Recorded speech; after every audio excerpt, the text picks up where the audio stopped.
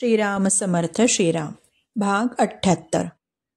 16व्या अध्यायातील दैवी संपत्तीचे गुण आपण बघतो आहोत. आता आहे पुढचा गुण मार्दवम. मार्दवम म्हणजे कोमलता किंवा अक्रूरता. जे विनाकारण दुःख देतात पण त्यांच्याविषयी सुद्धा कोणताही कठोर भाव मनात न राहणं म्हणजे मार्दव. साधकांनी या दैवी संपत्तीच्या गुणांचा अंगीकार करावा म्हणून भगवंत हे सर्व गुण आपल्याला सांगतायत. पुढचा गुण आहे ह्रीही. ह्री म्हणजे लज्जा, संकोच.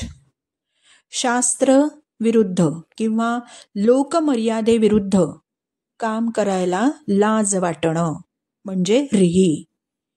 म्हणजे देवापुढचा प्रसाद उचलून खाणं, चांगले चांगले लाडू पेढे लंपास करणं, अशा क्रिया करायला न धजणं, अगदी एकांतात सुद्धा अशी भावनाच मनात न येणं म्हणजे ह्री. आता पुढचा गुण आहे अचपलता. विनाप्रयोजन वाणी वापरणं. वाणी म्हणजे बोलणं, काही कारण नाही आणि बडबड करत सुटणं, हे योग्य नाही.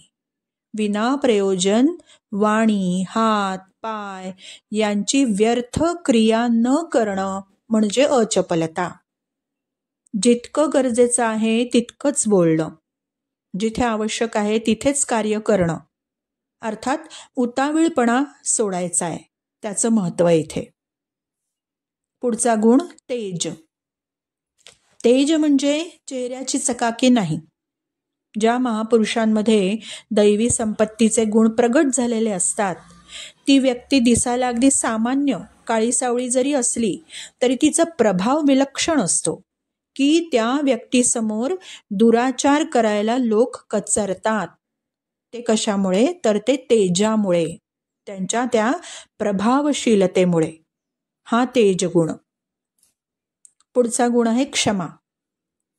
विनाकारण ज्यांच्या हातून अपराध झालाय पण त्याला दंड करण्याचं आपल्यामध्ये सामर्थ्य सुद्धा आहे, पण तरीही दंड न करणं, तो अपराध सहन करणं, त्यांना माफ करणं, ही झाली क्षमा. श्रीकृष्ण दयार्णव यांच्या चरित्रामधला एक प्रसंग आहे. चोर आले, चोरी केली, त्यांना पकडलं गेलं. खरं तर ते त्यांना शिक्षा पण करू शकले असते. त्यांना पकडलं, पण त्यांनी चोरीचा धंदा इथं परत सोडून द्यायला सांगितलं, समजावलं. आणि एवढंच नाही तर पिठलं भात, मध्यरात्री पिठलं भात करून त्यांना खाऊ घातला. अर्थातच त्या चोरांचं हृदय परिवर्तन झालं. या क्षमेमुळे त्यांना त्यांची चूक कळली आणि ते सन्मार्गाला लागले. अशी ही क्षमा. धृती. पुढचा गुण आहे धृती. धृती म्हणजे धैर्य. कोणत्याही अनुकूल किंवा प्रतिकूल परिस्थितीमध्ये विचलित न होता आपल्या स्थितीत कायम राहण्याची जी शक्ती आहे त्याचं नाव आहे धृती. कोणत्या कामात काही अडथळे आले तर मन लगेच चलबिचल होतं. काम होईल की नाही, होईल की नाही, उद्वेग होतो, चिडचिड होते. हे धृती नसल्याचं लक्षण आहे. आपला उद्देश साध्य करण्यासाठी धैर्य धारण केलं पाहिजे. शौचम. शौचम म्हणजे बाह्यशुद्धी आणि अंतर्शुद्धी. शरीराच्या शुद्धतेबरोबर अंतःकरणाची शुद्धता सुद्धा हवीच. अंतःकरणाच्या शुद्धतेबद्दल सत्व संशुद्धीमध्ये आपण नीट विचार केलेला आहे.